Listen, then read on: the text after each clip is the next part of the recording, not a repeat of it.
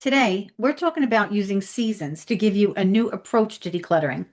We can use this decluttering plan as a way to reset our homes too. One reason to do it this way is to work with who we are and how we tick and not try to fight it. Because we like change and we get bored with doing things the same way all the time. This is a great way to add a new spin on decluttering that will help us actually want to do it. Plus, it's a great hack because we're touching all these things anyway. You'll see what I mean in a minute.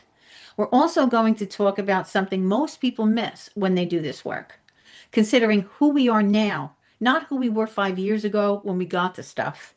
The goal isn't necessarily decluttering, although that is what we will be doing. But the ultimate goal is to have a home that stays a haven, a place to live that makes us happy to come home to.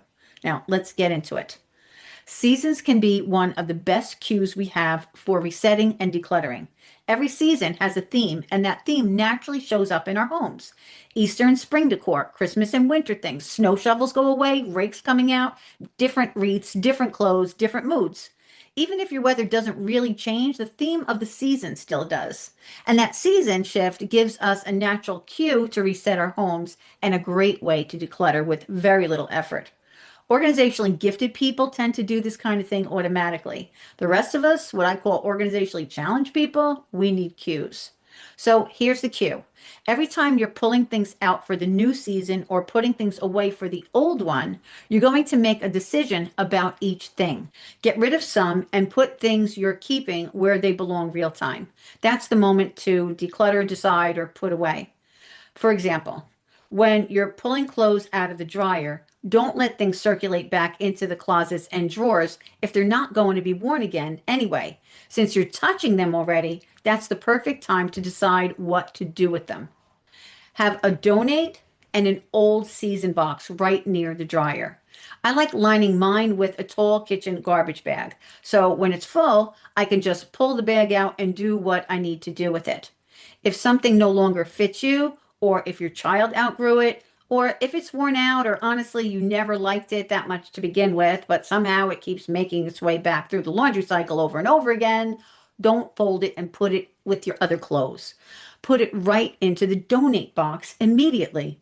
Or if it's something you know you won't need for the season that you're in right now, but you want it for next season, put it in the old season box so it can go where it needs to go and not get put away with your other clothes. This is what I meant when I said you're already touching things anyway. You're using real life cues instead of waiting for motivation. You're already handling the things anyway. That's the hack. But here's the part most people miss. Most people declutter based on space, need, and want, not identity. We tend to keep doing things and having things the way we've always done and had them without any thought. What our family did, what we think we're supposed to like, what matched who we were years ago. But we change, and our homes don't change with us, not if we don't do it on purpose. Ask yourself these questions when you've got to put some things away. Is it ratty, broken, or outdated? Would I buy it again today? Does it reflect who I am now? The last one is probably the most important. We can stay with the same old without realizing we've moved on, but our stuff hasn't. Maybe you became an empty nester. Maybe you're a new mom. Maybe you moved and your new place doesn't match the vibe of your stuff. Maybe you went from mommy to ma.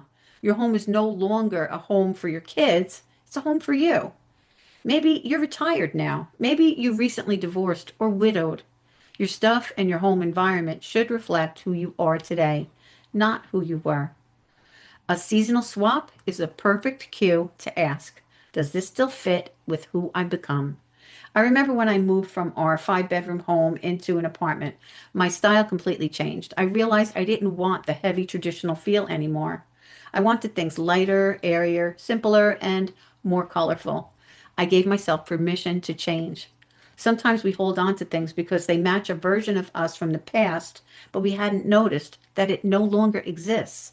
This gives you pause to notice. You're allowed to want something different now. You're allowed to have your home reflect who you are. And there is no easier way to get a head start on that than decluttering. Out with the old and in with the new. So as you are moving from one monthly theme to the next, one weather change or one seasonal change to the next, use it as a cue to rethink all you have and declutter and put things in order as you go while you're using them and while you're needing what is coming up. This is what we worked on today inside of my inner circle meeting. We went much deeper because we were together for a full hour. We got into actual systems that make moving from season to season easier in real life. We did a Pomodoro session together to actually get stuff done while we were on the call together.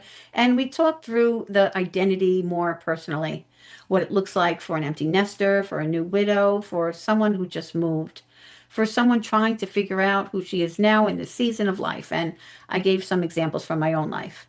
I have a cool PDF for you with these steps on it if you'd like it. You can get them by joining my free community. My freebies live in there, and we also meet once a month live.